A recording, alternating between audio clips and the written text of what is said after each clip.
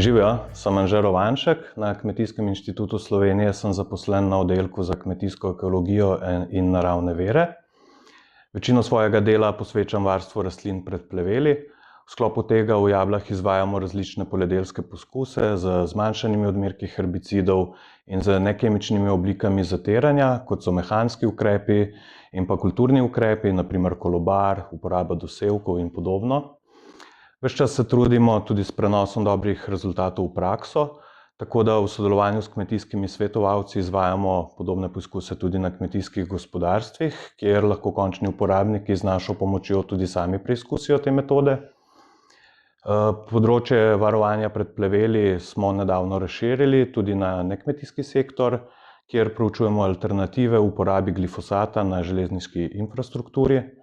Poleg tega vzdržujemo tudi mlajši dolgoletni poskus primerjave različnih strategij obdelave tal, kjer poleg vpliva na plevele spremljamo tudi zaloge organskega ogljika v tleh. Dodatno pozornost pa v zadnjem letu posvečamo tudi mešanicam dosevkov z vključevanjem cvetočih rastlin, saj želimo razširiti nabor ekosistemskih storitev, ki jih dosevki nudijo, še tudi na podporo opraševalcem v poletnem in v jesenskem času.